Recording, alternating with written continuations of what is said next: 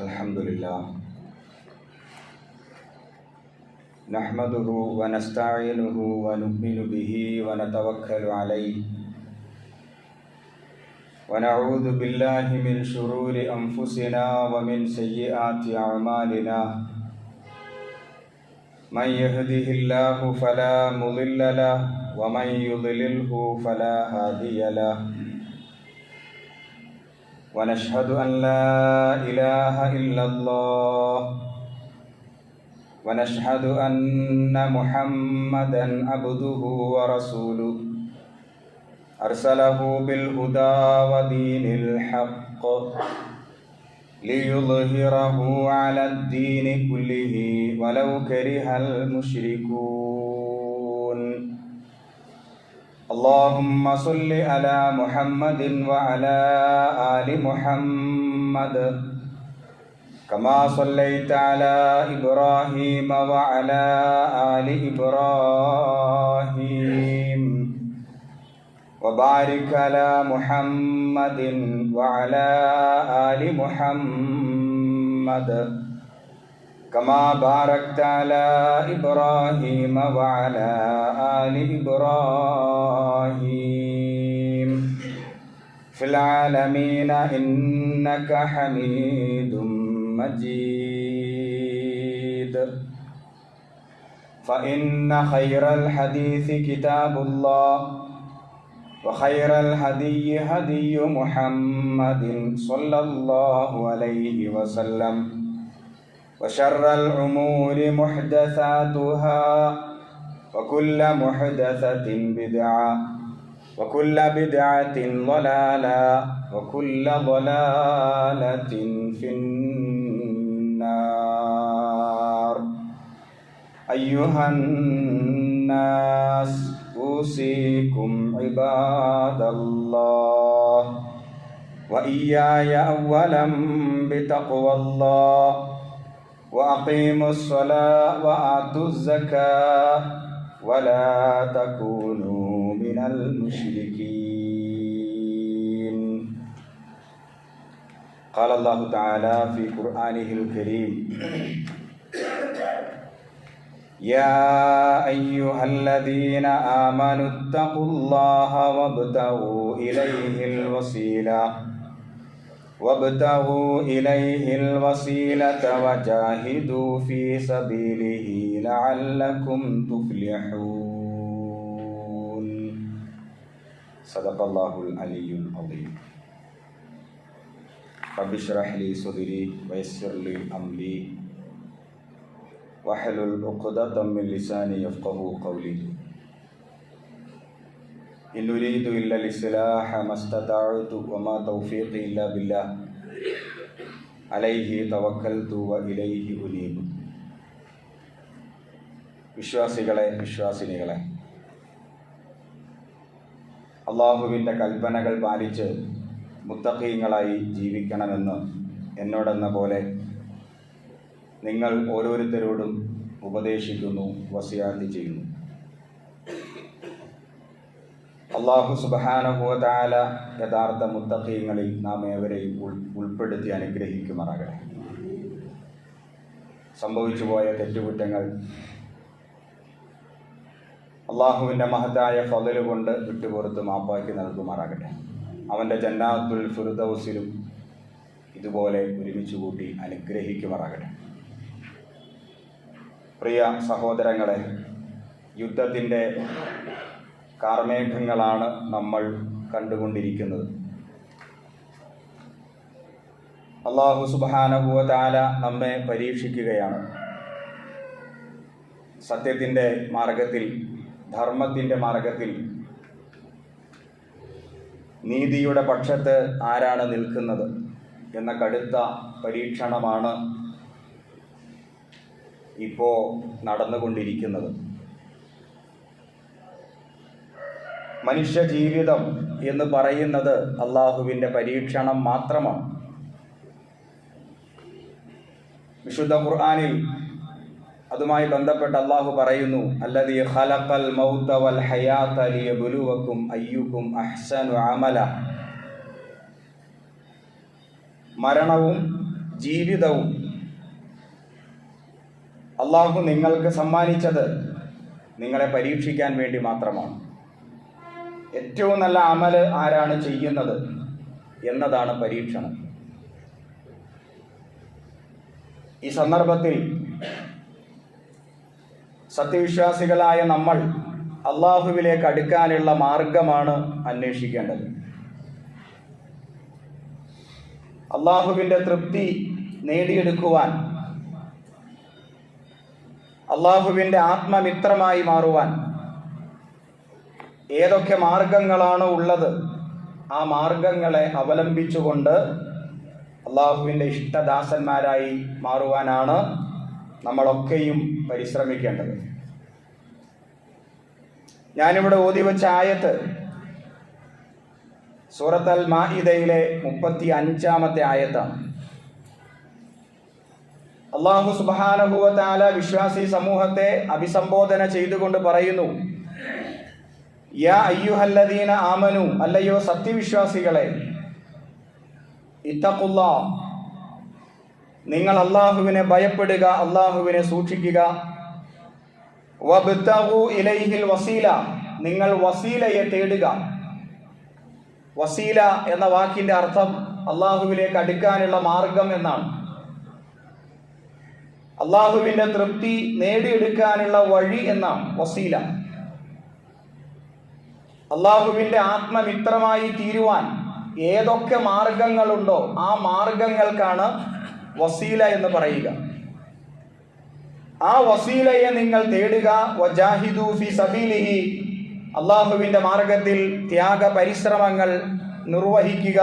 ലഅല്ലക്കും തുഫ്ലിഹൂൻ, നിങ്ങൾക്ക് വിജയത്തെ പ്രതീക്ഷിക്കാം. സൂറത്ത് അൽ മാഇദയിലെ 35-ാമത്തെ ആയത്താണ്. അള്ളാഹുവിലേക്ക് അടുക്കാൻ വേണ്ടിയാണ് നമസ്കാരം. 5 നേരത്തെ നമസ്കാരമുണ്ട്. അള്ളാഹുവിലേക്ക് അടുക്കാൻ വേണ്ടിയാണ് നോമ്പ്. അള്ളാഹുവിലേക്ക് അടുക്കാൻ വേണ്ടിയാണ് സക്കാത്തും ഹജ്ജും എല്ലാം. ഈ നിർബന്ധമായ ഇബാദത്തുകൾ അള്ളാഹുവിലേക്ക് അടുക്കാൻ വേണ്ടിയാണ്, അള്ളാഹുവിൻ്റെ തൃപ്തി നേടിയെടുക്കാൻ വേണ്ടി മാത്രമാണ്. ഇത് മാത്രം പോരാ. അള്ളാഹുവിലേക്ക് അടുക്കുവാൻ വേറെയും ധാരാളം മാർഗങ്ങളുണ്ട്. അതിൽ വളരെ പ്രധാനപ്പെട്ട ഒരു മാർഗമാണ് ദിക്ർ എന്ന് പറയുന്നത്. ദിക്ർ, സ്മരണ, അള്ളാഹുവിനെ ഓർക്കൽ, അള്ളാഹുവിനെ മഹത്വപ്പെടുത്തൽ, അള്ളാഹുവിൻ്റെ നാമത്തെ വാഴ്ത്തൽ, അള്ളാഹുവിനെ വർണ്ണിക്കൽ, അള്ളാഹുവിനെ പുകഴ്ത്തൽ, ഇതൊക്കെയാണ് ഈ വാക്കിന്റെ അർത്ഥം. അപ്പോൾ ദിക്റിലൂടെ അള്ളാഹുവിലേക്ക് അടുക്കുക എന്ന ഒരു സന്ദേശം മുഹമ്മദ് നബി സ്വല്ലല്ലാഹു അലൈഹി വസല്ലമ നമുക്ക് നൽകിയിട്ടുണ്ട്. വിശുദ്ധ ഖുർആനിൽ തന്നെ അല്ലാഹു സുബ്ഹാനഹു വ തആല പറയുന്നു, യാ അയ്യുഹല്ലദീന ആമനു ഉദ്കുറുല്ലാഹ ദിക്റൻ കസീറ, സത്യവിശ്വാസികളെ, നിങ്ങൾ ധാരാളമായി ഇടതടവില്ലാതെ അള്ളാഹുവിനെ സ്മരിക്കുക, അള്ളാഹുവിനെ ഓർക്കുക, അഥവാ ദിക്ർ നിർവഹിക്കുക. കസീറ എന്ന പദപ്രയോഗം ധാരാളമായി, എന്തെങ്കിലും എപ്പോഴെങ്കിലും ചെയ്താൽ പോരാ, നിരന്തരമായി നിങ്ങൾ അള്ളാഹുവിനെ സ്മരിച്ചു കൊണ്ടിരിക്കുക. വസബ്ബിഹൂഹു, നിങ്ങൾ അവന്റെ നാമത്തെ പുകഴ്ത്തുക.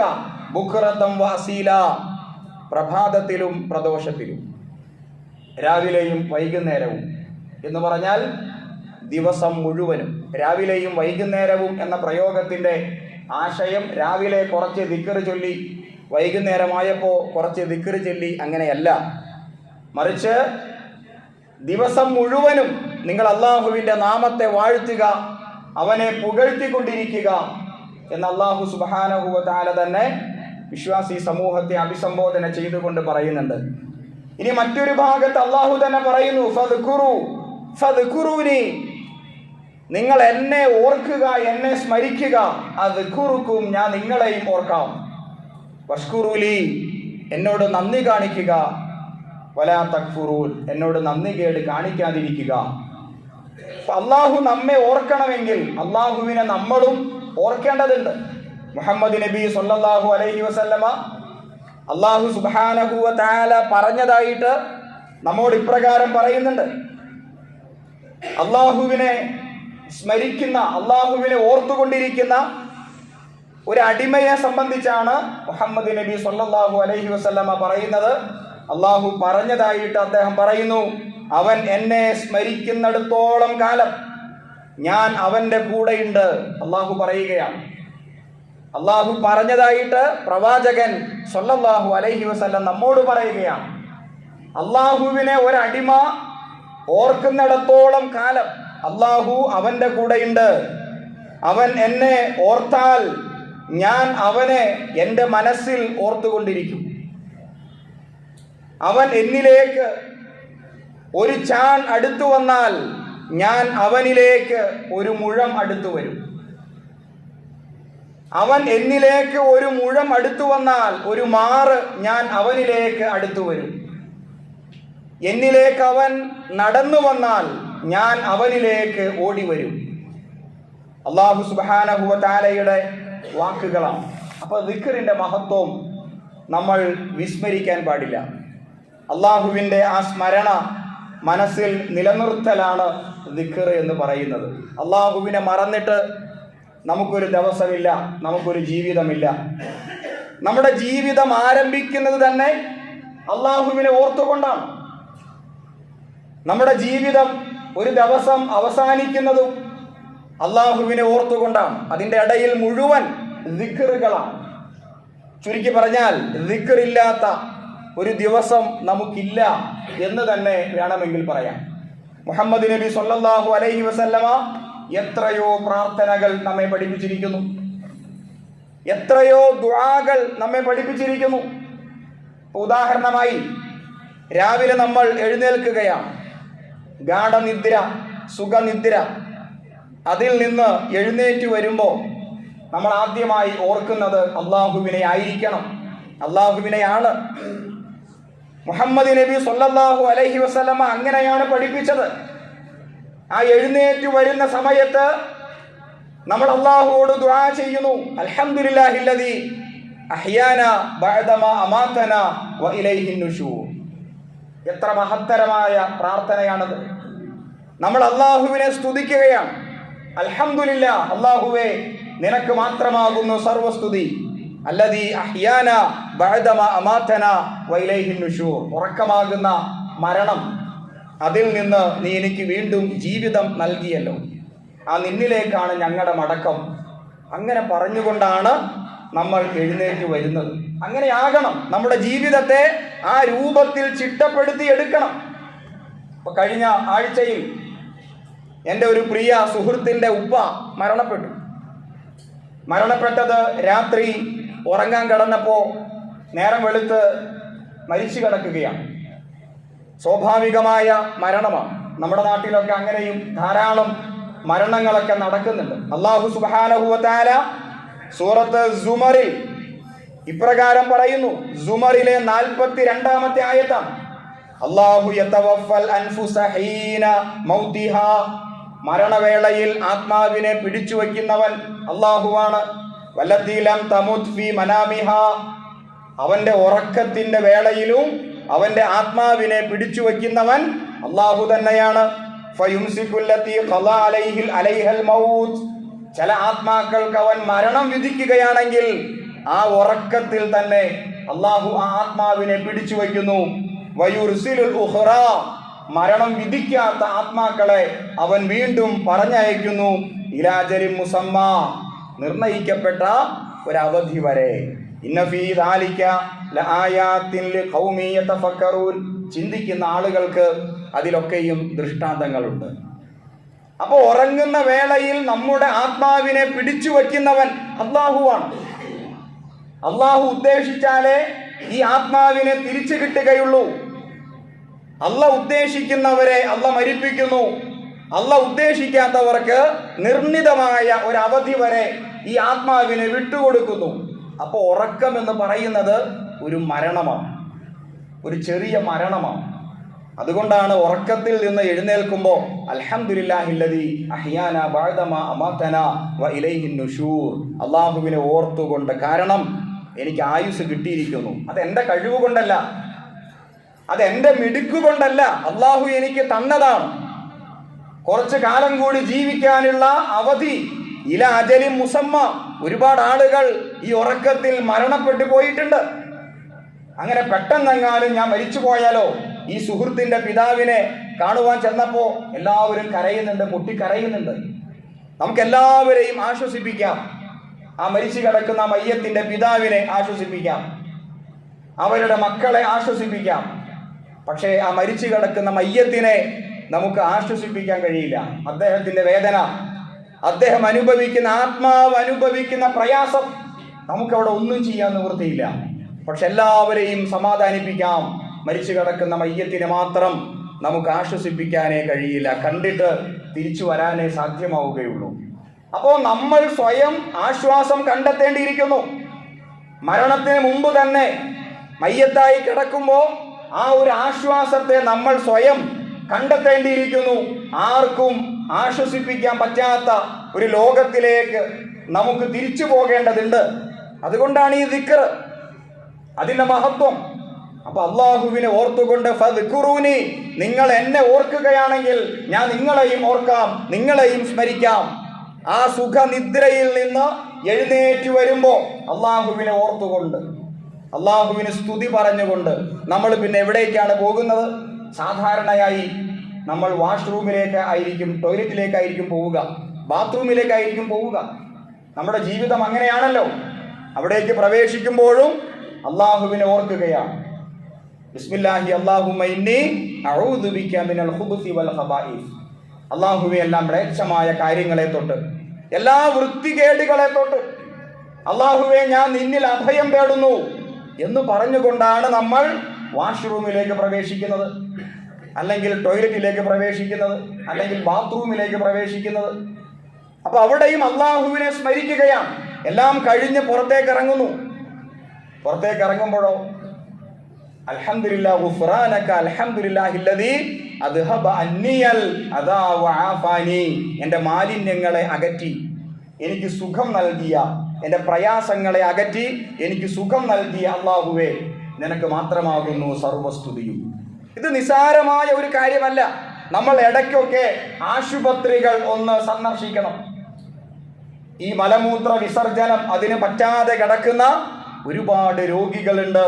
അള്ളാഹു നമുക്ക് തന്ന അനുഗ്രഹത്തെ നാം തിരിച്ചറിയണമെങ്കിൽ ഇടയ്ക്കിടയ്ക്ക് ആശുപത്രികളൊക്കെ ഒന്ന് പോയി കാണണം. പ്രയാസപ്പെടുന്നവരെ ഒന്ന് അനുഭവിക്കാൻ സമയം മാറ്റിവെക്കണം. അപ്പോഴാണ് എൻ്റെ അനുഗ്രഹത്തെ, എൻ്റെ ആരോഗ്യത്തെ എനിക്ക് തിരിച്ചറിയാൻ സാധിക്കുകയുള്ളൂ. ഇതിന് കഴിയാതെ പ്രയാസപ്പെടുന്നവർ, കാരണം അതിനെ നിയന്ത്രിക്കുന്നതും പടച്ചവനാണ്. ആ അള്ള വിചാരിച്ചാലേ എനിക്കതിന് സാധിക്കുകയുള്ളൂ. അതുകൊണ്ടാണ് അവിടെ നിന്ന് ഇറങ്ങിക്കഴിഞ്ഞപ്പോ ഗുഫ്റാനക അൽഹംദുലില്ലാഹില്ലദീ അദ്ഹബ അന്നിയൽ അദാ വആഫാനി, എനിക്ക് സൗഖ്യം നൽകിയ പടച്ചവനെ, ആശ്വാസം തന്ന റബ്ബേ, നിനക്ക് മാത്രമാകുന്നു സർവസ്തുതി. നമ്മൾ അങ്ങനെ പറഞ്ഞു. നേരെ വരുന്നത് എല്ലാം വൃത്തിയായി കുളിച്ച് ശുദ്ധിയായി നമ്മൾ വരുന്നത് ആഹാരം കഴിക്കാൻ വേണ്ടിയിട്ടായിരിക്കും. നമ്മുടെ ബ്രേക്ക്ഫാസ്റ്റ് ആയിരിക്കും. ആഹാരം കഴിക്കാൻ വേണ്ടി വരുമ്പോൾ, ആഹാരം എടുത്ത് വായിലേക്ക് വയ്ക്കുമ്പോൾ അള്ളാഹുവിനെ ഓർക്കുകയാണ്, ബിസ്മില്ലാഹിർ റഹ്മാനിർ റഹീം. ഇനി അങ്ങനെ പറയാൻ മറന്നുപോയാൽ ഇടയ്ക്ക് വച്ചാണ് ഓർമ്മ വന്നത് എങ്കിലും ബിസ്മില്ലാഹി അവ്വലഹു വ ആഖിറുഹു, അള്ളാഹുവിനെ ഓർത്തുകൊണ്ട് ആഹാരം കഴിച്ചു. എല്ലാം കഴിഞ്ഞപ്പോൾ, ആഹാരം കഴിച്ച് വിശപ്പൊക്കെ മാറിക്കഴിഞ്ഞപ്പോൾ അൽഹംദുലില്ലാഹില്ലദീ അത്അമനി ഹാദാ വസഖാനി വജഅലനി മിനൽ മുസ്ലിമീൻ, എൻ്റെ കഴിവോ എൻ്റെ ശക്തിയോ കൂടാതെ എനിക്ക് ആഹാരം തന്ന, എനിക്ക് വെള്ളം തന്ന എൻ്റെ റബ്ബേ, നിനക്ക് മാത്രമാകുന്നു സർവസ്തുതിയും. അള്ളാഹിനെ സ്തുതിക്കുകയാണ് നമ്മൾ. എവിടെയാണ്, എപ്പോഴാണ് ദിക്റില്ലാത്തത്? എപ്പോഴാണ് അള്ളാഹിനെ ഓർക്കാത്തത്? ഏത് നിമിഷമാണത്? ചിന്തിച്ചു നോക്കൂ. എവിടെയും പ്രാർത്ഥനകളാണ്, എവിടെയും ദിക്റുകളാണ്. എല്ലാം കഴിഞ്ഞു, ഓഫീസിലേക്ക് പോകണം, ജോലിക്ക് പോകണം, ഡ്രസ്സ് ധരിക്കാൻ വേണ്ടി നമ്മൾ നമ്മുടെ ബെഡ്റൂമിലേക്ക് വരുന്നു, ഡ്രസ്സ് ധരിക്കുന്നു. ആ ഡ്രസ്സ് ഇങ്ങനെ ധരിക്കുമ്പോൾ അൽഹംദുലില്ലാഹില്ലദീ കസാനി ഹാദാ മിൻ ഗൈരി ഹൗലിൻ മിന്നി വലാ ഖുവ്വ, എൻ്റെ ശക്തിയോ എൻ്റെ കഴിവോ കൂടാതെ എനിക്ക് പുതിയ പുതിയ വസ്ത്രങ്ങളൊക്കെ നൽകിയ എൻ്റെ റബ്ബേ, നിനക്ക് മാത്രമാകുന്നു സർവസ്തുതിയും. അവിടെയും പ്രാർത്ഥനയാണ്. അവിടെയും റബ്ബിനെ ഓർത്തു.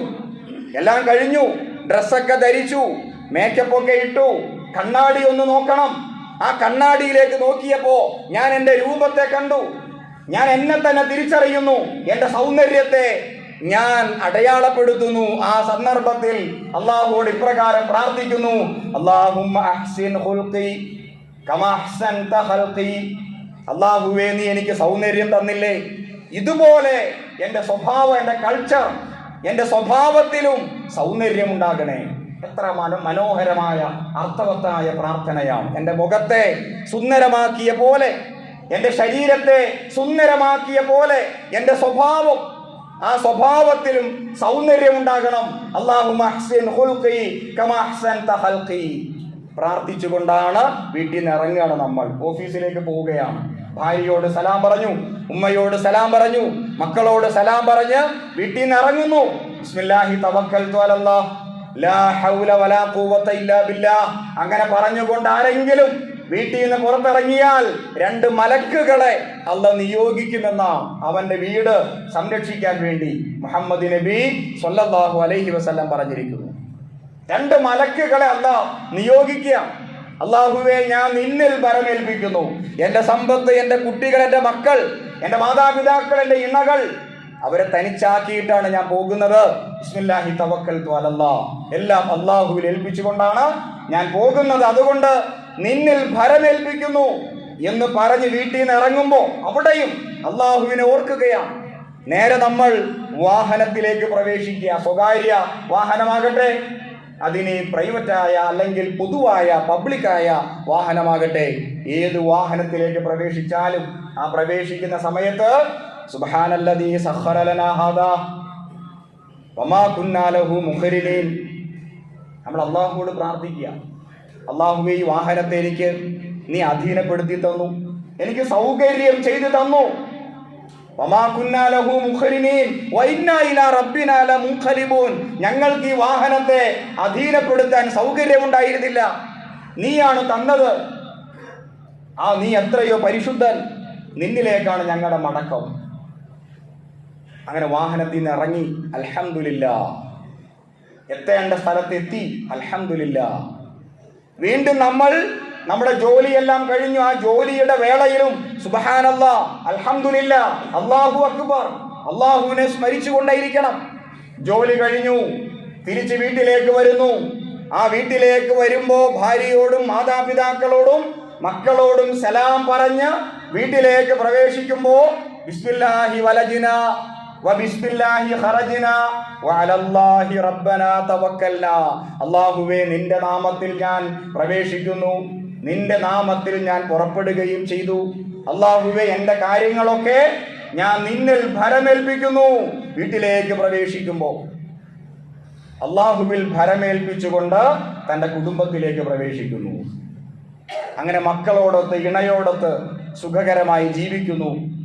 രാത്രിയായപ്പോൾ ഉറങ്ങാൻ കിടന്നു. ആ ഉറക്കത്തിൽ ഒരുപാട് പ്രാർത്ഥനകളുണ്ട്. റസൂൽ കരീം സല്ലല്ലാഹു അലൈഹി വസല്ലം നടത്തിയ ദിക്റുകളുണ്ട്, ഖുർആൻ പാരായണമുണ്ട്. ഒരുപാട് ദിക്റുണ്ടെങ്കിലും ഏറ്റവും പ്രധാനപ്പെട്ട ഒരു ദിക്ർ, ഒരു പ്രാർത്ഥനയാണ് അല്ലാഹുമ്മ ബിസ്മിക അമൂതു വഅഹ്യ. ഒരു ചെറിയ പ്രാർത്ഥനയാണ് ഉറങ്ങാൻ കിടക്കുമ്പോൾ. ഒരു വലിയ പ്രാർത്ഥനയുണ്ട്, ബിസ്മിക റബ്ബി വദഅതു ജംബി വബിക അർഫഉഹു. അല്ലാഹുവേ, നിന്റെ നാമത്തിൽ എൻ്റെ പാർശ്വങ്ങളെ വെക്കുന്നു, എൻ്റെ ശരീരത്തെ നിന്റെ നാമത്തിൽ ഞാൻ വെക്കുന്നു. എന്നിട്ട് ആ പ്രാർത്ഥനയിൽ നമ്മൾ പറയുന്ന, അല്ലാഹുവോട് പറയുന്ന പ്രധാനപ്പെട്ട ഒരു കാര്യമുണ്ട്. ഇനംസക്ത നഫ്സി, എൻ്റെ ആത്മാവിനെ നീ പിടിക്കുകയാണെങ്കിൽ, ഈ ഉറക്കത്തിൽ ഞാനെങ്ങാനും മരിച്ചു പോയാൽ അതിന്റെ അർത്ഥം എന്താ? എൻ്റെ ആത്മാവിനെ നീ പിടിക്കുകയാണെങ്കിൽ ഫഗ്ഫിർഹാ, നീ അതിനെ പുറത്തു കൊടുക്കണമേ. വർഹംഹാ, നീ അതിനോട് കരുണ കാണിക്കണമേ. വഇൻ അർസൽതഹാ, എൻ്റെ ആത്മാവിനെ പിടിക്കാതെ വിടുകയാണെങ്കിൽ ഫഹ്ഫദ്ഹാ, നീ ആത്മാവിനെ സംരക്ഷിക്കണമേ. ബിമാ തഹ്ഫദു ബിഹി ഇബാദക സ്വാലിഹീൻ, നിന്റെ സ്വാലിഹീങ്ങളായ അടിമകളെ സംരക്ഷിക്കുന്ന പോലെ എൻ്റെ ആത്മാവിനെ സംരക്ഷിക്കണമേ. ഈ പ്രാർത്ഥന പ്രാർത്ഥിക്കാതെ ഉറങ്ങാൻ പറ്റൂ? നിങ്ങൾ ആലോചിച്ചു, ഇത്ര അർത്ഥവത്തായ ഒരു പ്രാർത്ഥന. അല്ല, എങ്ങനെ സാധിക്കും? എത്ര ക്ഷീണത്തോടെ വന്നാലും ഈ ബിസ്മിക റബ്ബി എന്ന ഈ മഹത്തരമായ ഈ ദിക്ർ ചൊല്ലാതെ ഓടി വന്നിട്ട് കമഴ്ന്നടിച്ച് കടന്നുറങ്ങുന്ന ആരെങ്കിലും ഉണ്ടെങ്കിൽ തിരിച്ചറിയണം. ഞാനെങ്ങാനും മരിച്ചു പോയാൽ, ഞാനിവിടെ ഓതി വെച്ച ആയത്തുണ്ടല്ലോ സൂറത്ത് സുമറിലെ, അള്ളാഹ് അങ്ങനെ ചെയ്യും. അത് അള്ളാഹുവിന്റെ അധികാരമാണ്. അള്ളാഹുവിന്റെ വിധി എത്തിയാൽ നമ്മൾ കണ്ണ് തുറക്കില്ല. നേരം വെളുക്കുമ്പോൾ വിധി എത്തിയില്ലെങ്കിൽ വിധി എത്തുന്നവരെ കണ്ണ് തുറന്നിരിക്കും. അത്രയേ ഉള്ളൂ. അപ്പൊ അത്ര മഹത്തരമായ ഒരു പ്രാർത്ഥനയാണ്. ഇനി ഇണയോടൊത്ത് ജീവിക്കുമ്പോൾ, ഇണയുമായിട്ട് സല്ലപിക്കുമ്പോൾ, ഇണയോടൊത്ത് ഒരുമിച്ച് ഇങ്ങനെ ജീവിക്കുമ്പോൾ അവിടെയും പ്രാർത്ഥനയുണ്ടല്ലോ. അല്ലാഹുമ്മ ജന്നിബി ശൈത്താൻ വജന്നിബി ശൈത്താന മാ റസഖ്തന. ഒരു സഹാബി ചോദിക്കുക റസൂലിന്റെ അടുക്കൽ, റസൂല് അതും ഇബാദത്താണോ? അപ്പൊ റസൂല് പറഞ്ഞു, അതെ. നമ്മുടെ താല്പര്യം, നമ്മുടെ സുഖത്തിന് വേണ്ടി നമ്മൾ ഇണയെ സമീപിക്കുമ്പോൾ, ഹലാലായ മാർഗത്തിൽ അള്ളാഹ് അനുവദിച്ച ഒരു കാര്യം നിർവഹിക്കുമ്പോൾ, അതും പ്രാർത്ഥനയോടെ നിർവഹിക്കുമ്പോൾ, അല്ലാഹുമ്മ ജന്നിബി ശൈത്താൻ, അല്ലാഹുവേ ഞങ്ങളെ തൊട്ട് നീ പിശാചിനെ അകറ്റണമേ, വജന്നിബി ശൈത്താന മാ റസഖ്തന, ഞങ്ങൾക്ക് നൽകുന്ന മക്കളെ തൊട്ടും നീ പിശാചിനെ അകറ്റണമേ. ഇങ്ങനെ പ്രാർത്ഥിച്ചുകൊണ്ട് മക്കൾക്ക് വേണ്ടി സ്വപ്നം കണ്ടുകൊണ്ടാണ് ഇണ ചേരേണ്ടത്. അവിടെയും പ്രാർത്ഥനയുണ്ട്. അതുകൊണ്ട് പ്രിയമുള്ളവർ, ഇതൊന്നും അല്ല പ്രാർത്ഥന. ഞാൻ ചുരുക്കി കുറച്ച് പറഞ്ഞു എന്നേ ഉള്ളൂ. എപ്പോഴും പ്രാർത്ഥനകളാണ്. ഇത് അതിൻ്റെ കുറച്ച് ഗൗരവപ്പെട്ട പ്രാർത്ഥന പറഞ്ഞു എന്നേ ഉള്ളൂ. ജീവിതം എടുത്താൽ അള്ളാനെ മറന്ന് നമുക്കൊരു ജീവിതമില്ല. അള്ളാഹുവുമായിട്ടുള്ള വസീല, അള്ളാഹുവുമായിട്ടുള്ള അടുപ്പം ആരെങ്കിലും ആഗ്രഹിക്കുന്നുണ്ടെങ്കിൽ വബ്തഗു ഇലൈഹിൽ വസീല, ഈ പ്രാർത്ഥനകൾ പഠിച്ച് അതാതിന്റെ സന്ദർഭത്തിൽ പ്രാർത്ഥിക്കട്ടെ. അറിയില്ല എന്ന് പറയരുത്. എല്ലാം നമ്മൾ അറിഞ്ഞു, എല്ലാം നമ്മൾ പഠിച്ചു. എന്തുകൊണ്ട് ഇത് മാത്രം പഠിച്ചില്ല? ബാക്കിയെല്ലാം നമ്മൾ അറിഞ്ഞു, നമ്മൾ മിടുക്കരാണ് എല്ലാ കാര്യത്തിലും. പക്ഷെ ഇവിടെ മാത്രം നമ്മൾ ഒരു ബിഗ് സീറോ ആകരുത്. എല്ലാത്തിലും മിടുക്കരായി ഇത് അതിൻ്റെതായ സമയത്ത് ഇതിന്റെ അർത്ഥസഹിതം പഠിച്ച് പ്രാർത്ഥിക്കുവാൻ നമുക്ക് സാധിക്കണം. ഇനിയിപ്പോ നമസ്കാര ശേഷം നോക്കൂ നിങ്ങൾ. നമസ്കാരം ഒരു ദിക്റാണ്. ഏറ്റവും വലിയ ദിക്ർ നമസ്കാരമാണ്. അള്ളാഹു തന്നെ പറഞ്ഞു, അഖിമിസ്സലാ, നിങ്ങൾ ചിട്ടയോടെ നമസ്കാരത്തെ നിലനിർത്തുക, ലിദിക്രി, എന്നെ ഓർക്കാൻ വേണ്ടി, എന്നെ സ്മരിക്കാൻ വേണ്ടി. അപ്പൊ നമസ്കാരം ഒരു ദിക്റാണ്. ദിക്റുകളിൽ ഏറ്റവും വലിയ ദിക്ർ നമസ്കാരം തന്നെയാണ്. പക്ഷേ ആ നമസ്കാര ശേഷമോ, നമസ്കാര ശേഷ ദിക്റുണ്ട്. റസൂൽ കരീം സല്ലല്ലാഹു അലൈഹി വസല്ലം പഠിപ്പിച്ച ഒരുപാട് ദിക്റുകളുണ്ട്. നമസ്കാരം കഴിഞ്ഞ ഉടനെ അസ്തഗ്ഫിറുല്ലാഹ് 3 പ്രാവശ്യം, എല്ലാവർക്കും അറിയാം. അതിനുശേഷം എന്താ? അല്ലാഹുമ്മ അൻതസ്സലാം വ മിൻകസ്സലാം. അതിന്റെ അർത്ഥം ഒന്ന് പഠിച്ചു നോക്കൂ. അതിന്റെ അർത്ഥം അറിഞ്ഞാൽ നമ്മൾ പ്രാർത്ഥിക്കാതെ എഴുന്നേറ്റ് പോവില്ല. അത്രമാത്രം മഹത്തരമായ, അള്ളാഹനെ മഹത്വപ്പെടുത്തുന്ന ഒരു ദിക്റാണ് അല്ലാഹുമ്മ അൻതസ്സലാം വ മിൻകസ്സലാം തബാറക്ത യാ ദൽ ജലാലി വൽ ഇക്റാം അല്ലാഹുമ്മ ലാ മാനിഅ ലിമാ അഅതൈത. ഇതിന്റെ ആശയം പഠിക്കൂ. മഹത്തരമായ ദിക്ർ ചൊല്ലാതെ നമസ്കാരം കഴിയുമ്പോൾ നമ്മൾ ആരും എഴുന്നേറ്റ് പോവില്ല. അതേപോലെ ആയത്തുൽ കുർസി, മുഹമ്മദ് നബി സല്ലല്ലാഹു അലൈഹി വസല്ലം പറയുന്നു, ആരെങ്കിലും ഈ ആയത്തുൽ കുർസി എല്ലാ നമസ്കാര ശേഷവും ചൊല്ലുകയാണെങ്കിൽ ലം യംനഉഹു മിൻ ദുഖൂലിൽ ജന്ന, സ്വർഗപ്രവേശനത്തെ തൊട്ട്, സ്വർഗത്തിൽ പ്രവേശിക്കലുമായി ബന്ധപ്പെട്ട് ഇല്ലാ യമൂത, മരണമല്ലാതെ അവന് തടസ്സം വേറെയില്ല. ഇമാം നസാഇ റിപ്പോർട്ട് ചെയ്ത അദ്ദേഹത്തിന്റെ സ്വഹീഹുൽ ജാമിഅ, അതിൽ വന്ന ഒരു പ്രാമാണികമായ ഹദീസാണ്. സ്വർഗമല്ലാതെ മറ്റൊരു തടസ്സമില്ല. ഏത്? ആയത്തുൽ കുർസി. ഇനി സുബ്ഹാനല്ലാഹുണ്ട്, അൽഹംദുലില്ലാഹുണ്ട്, അല്ലാഹു അക്ബർ ഉണ്ട്, ലാ ഇലാഹ ഇല്ലല്ലാഹു വഹ്ദഹു ലാ ശരീക ലഹുൽ മുൽക് വലഹുൽ ഹംദ് വഹുവ അലാ കുല്ലി ഷൈഇൻ ഖദീർ ഉണ്ട്. ഇത് ചിട്ടയോടെ നിർവഹിക്കുന്നവർ, റസൂൽ കരീം സല്ലല്ലാഹു അലൈഹി വസല്ലം പറയുന്നു, ഈ കടല്, ആ കടലിന്റെ അത്രയും പാപങ്ങൾ ആരെങ്കിലും ചെയ്തു പോയിട്ടുണ്ടെങ്കിൽ അത് പൊറുക്കപ്പെടാൻ അവന് കാരണമാണ്.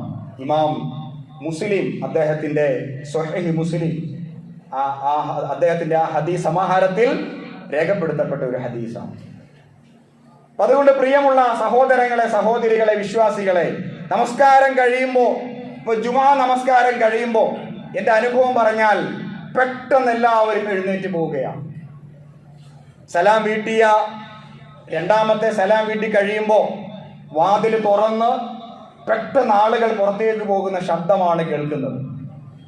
തിരക്കുണ്ടാകാം, പ്രശ്നങ്ങളുണ്ടാകാം, പ്രയാസങ്ങളുണ്ടാകാം, ജോലി സംബന്ധമായ കാര്യങ്ങളാകാം, ഒക്കെ ശരിയാണ്. പക്ഷേ ഒരു 10 മിനിറ്റ് കൂടി അള്ളാഹുവിന് വേണ്ടി ഇരിക്കാൻ. ഈ പ്രതിഫലം കണ്ടോ? നിങ്ങൾ രാവിലെ 3 മണിക്ക്, ഇന്ന് അല്ലെങ്കിൽ നാളെ രാവിലെ 3 മണിക്ക് ഈ വിരാജ്പേട്ടയിൽ ഒരു 10,000 രൂപ നിങ്ങൾക്കൊരാൾ തരും, പോയാൽ മതി എന്ന് പറഞ്ഞാൽ എത്ര തണുപ്പത്തും ആ 3 മണിക്ക് എഴുന്നേക്കാത്തവർ വരെ എഴുന്നേറ്റ് പോവില്ലേ? ഒന്ന് ആലോചിച്ച് നോക്കൂ.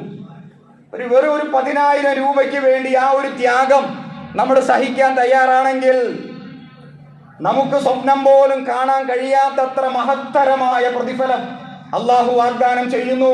ചെയ്തു പോയ പാപങ്ങൾ വിട്ടുപുറത്ത് മാപ്പാക്കി തരും.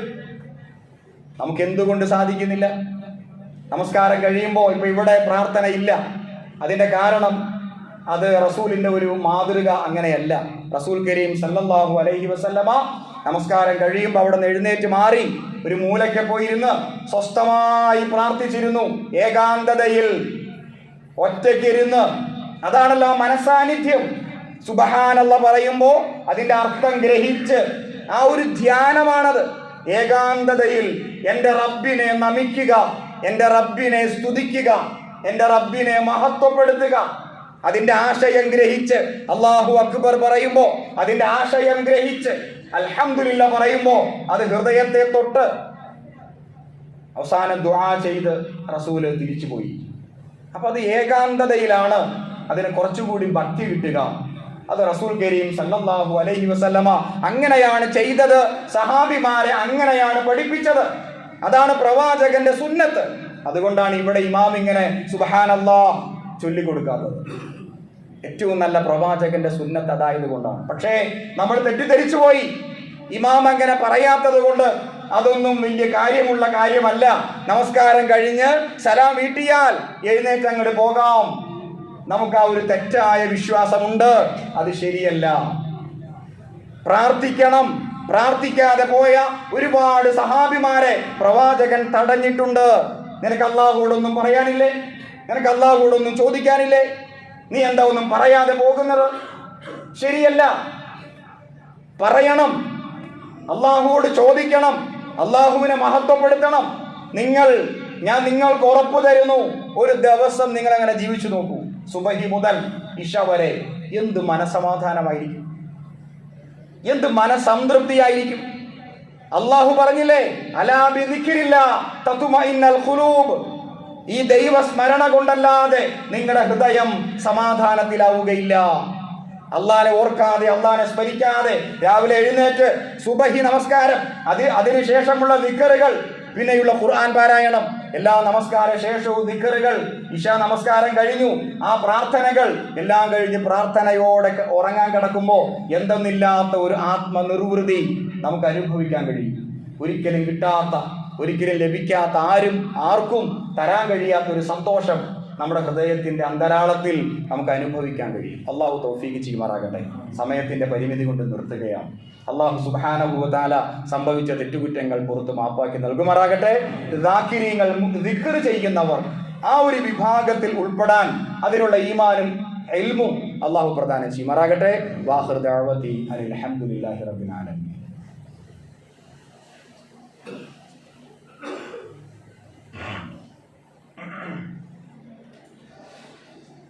അൽഹംദുലില്ലാഹ് നഹ്മദുഹു വനസ്തഈനുഹു വനുഅ്മിനു ബിഹി വനതവക്കലു അലൈഹി വനഊദു ബില്ലാഹി മിൻ ശുറൂരി അൻഫുസിനാ വമിൻ സയ്യിആതി അഅ്മാലിനാ മൻ യഹ്ദിഹില്ലാഹു ഫലാ മുദില്ല ലഹു വമൻ യുദ്ലിൽഹു ഫലാ ഹാദിയ ലഹു വനശ്ഹദു അൻ ലാ ഇലാഹ ഇല്ലല്ലാഹ് വനശ്ഹദു അന്ന മുഹമ്മദൻ അബ്ദുഹു വറസൂലുഹു أرسله بالهدى ودين الحق ليظهره على الدين كله ولو كره المشركون.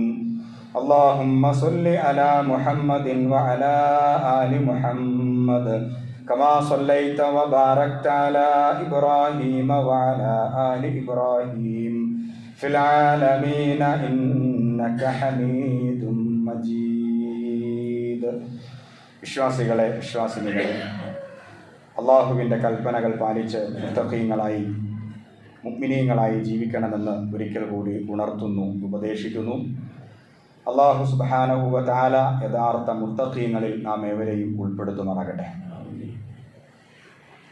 നമ്മളൊക്കെ മനസ്സിലാക്കിയ പോലെ ഇന്ത്യ പാക് യുദ്ധം നടന്നുകൊണ്ടിരിക്കുന്നു. അതിർത്തി സംഘർഷഭരിതമാണ്. ആശങ്കയിലാണ് നമ്മളൊക്കെയും. ഈ ഒരു പശ്ചാത്തലത്തിൽ നമ്മുടെ രാജ്യത്തിന് വേണ്ടി, ഈ രാജ്യത്തിന് വേണ്ടി പോരാടിക്കൊണ്ടിരിക്കുന്ന സൈന്യത്തിന് വേണ്ടിയൊക്കെ നമ്മൾ പ്രാർത്ഥിക്കേണ്ടതുണ്ട്. ഭീകരത അതാര് ചെയ്താലും അത്തരം പ്രസ്ഥാനങ്ങളെയും അത്തരം പ്രസ്ഥാനങ്ങൾക്ക് നേതൃത്വം കൊടുക്കുന്നവരെയും നമ്മളൊക്കെയും ഒറ്റപ്പെടുത്തേണ്ടതുണ്ട്. മനുഷ്യജീവന് വില കൽപ്പിക്കാത്ത ഭീകരവാദ പ്രവണതകളെ ചെറുത്ത് തോൽപ്പിക്കുന്നിടത്ത് നമ്മുടെ സാന്നിധ്യവും നമ്മുടെ പ്രാർത്ഥനയും തീർച്ചയായിട്ടും ഉണ്ടാവേണ്ടതുണ്ട്. അപ്പോൾ ഈ സന്ദർഭത്തിലൊക്കെ നമ്മുടെ പ്രാർത്ഥനകളിൽ നമുക്ക് വേണ്ടി, ഈ രാജ്യത്തിൻ്റെ ഐക്യത്തിന് വേണ്ടി, അഖണ്ഡതയ്ക്ക് വേണ്ടി, ഈ രാജ്യത്തിൻ്റെ സുരക്ഷയ്ക്ക് വേണ്ടി പോരാടിക്കൊണ്ടിരിക്കുന്ന സൈനികരെ നമുക്ക് സ്മരിക്കാം, നമുക്ക് അവർക്ക് വേണ്ടി പ്രാർത്ഥിക്കാം. അള്ളാഹു തൗഫീഖ് ചെയ്യുമാറാകട്ടെ. മഹാനായ പ്രവാചകൻ ഇബ്രാഹിം നബി അലൈഹിസ്സലാത്തു വസ്സലാം നമുക്ക് ആ വിഷയത്തിൽ വലിയ ഒരു മാതൃകയാണ്. അദ്ദേഹം രാജ്യത്തിന് വേണ്ടി പ്രാർത്ഥിച്ച ഒരു പ്രവാചകനാണ്. ആ പ്രാർത്ഥന വിശുദ്ധ ഖുർആൻ എടുത്തുദ്ധരിച്ചു. അല്ലാഹുമ്മ റബ്ബി ജഅൽ ഹാദാ ബലദൻ ആമിന. അല്ലാഹുവേ, ഈ രാജ്യത്തെ നിർഭയത്വമുള്ള സുരക്ഷിതമായ രാജ്യമാക്കി മാറ്റണമേ. നമുക്കും അങ്ങനെ പ്രാർത്ഥിക്കാം. ഇന്ത്യ എന്ന ഈ രാജ്യത്തിന് വേണ്ടി റബ്ബി ജഅൽ ഹാദാ ബലദൻ ആമിന. മുഹമ്മദ് ഇബ്രാഹിം നബി അലൈഹിസ്സലാം അവിടെ ഉദ്ദേശിച്ചത് മക്ക എന്ന രാജ്യമാണെങ്കിൽ നമ്മൾ ഉദ്ദേശിക്കുന്നത് ഇന്ത്യ എന്ന നമ്മുടെ ജന്മനാട് കൂടിയായ ഈ രാജ്യമാകണം. ആ വ്യത്യാസം മാത്രമേ ഉള്ളൂ. അല്ലാഹുമ്മ റബ്ബി ജഅൽ ഹാദാ ബലദൻ ആമിന. നിർഭയത്വമുള്ള, സ്വസ്ഥതയുള്ള, സമാധാനമുള്ള, ശാന്തി നിറഞ്ഞ രാജ്യമാക്കി ഈ രാജ്യത്തെ നീ മാറ്റണമേ എന്ന ഈ പ്രാർത്ഥന പഠിച്ച് പ്രാർത്ഥിക്കേണ്ട ഒരു സന്ദർഭം കൂടിയാണ് ഇത്. അള്ളാഹു തൗഫീഖ് ചെയ്യുമാറാകട്ടെ. നമ്മുടെ പട്ടാളക്കാരെ, പ്രതിരോധ സൈന്യത്തെ അള്ളാഹു കാത്ത് രക്ഷിക്കുമാറാകട്ടെ. എല്ലാ ഭീകരവാദ, തീവ്രവാദ പ്രവണതകളെയും അള്ളാഹു പരാജയപ്പെടുത്തുമാറാകട്ടെ. അത്തരം പ്രസ്ഥാനങ്ങൾ, അതിന് നേതൃത്വം കൊടുക്കുന്നവർ, അതിന് സമ്പത്തൊഴുക്കുന്നവർ, അതുമായി ബന്ധപ്പെട്ട് കുതന്ത്രങ്ങൾ മെനയുന്നവർ, അവർ ആരൊക്കെയാണെങ്കിലും അള്ളാഹുവേ, നീ അവരെ ഒറ്റപ്പെടുത്തുകയും പരാജയപ്പെടുത്തുകയും ചെയ്യണമേ തമ്പുരാനെ. അള്ളാഹുവേ, ഞങ്ങളുടെ കൂട്ടത്തിൽ പ്രയാസം അനുഭവിക്കുന്നവരുണ്ട്, രോഗികളുണ്ട്, മരണപ്പെട്ടു പോയവരുണ്ട്. അള്ളാഹുവേ, നിന്റെ മഹത്തായ ഫദല് കൊണ്ട്, നിന്റെ മഹത്തായ റഹ്മത്ത് കൊണ്ട് നീ രോഗശമനം പ്രദാനം ചെയ്യണമേ, ആരോഗ്യം പ്രദാനം ചെയ്യണമേ. മരണപ്പെട്ടു പോയ ഞങ്ങളുടെ സഹോദരങ്ങൾക്ക് മഗ്ഫിറത്തും മർഹമത്തും പ്രദാനം ചെയ്യണമേ. അള്ളാഹുവേ, ഞങ്ങളുടെ രാജ്യത്തിന് നീ സമാധാനം പ്രദാനം ചെയ്യണമേ. ശാന്തിയും സമാധാനവും നിറഞ്ഞ യുദ്ധരഹിതമായ ഒരു ലോകത്തെ അള്ളാഹുവേ നീ ഞങ്ങൾക്ക് പ്രദാനം ചെയ്യണമേ.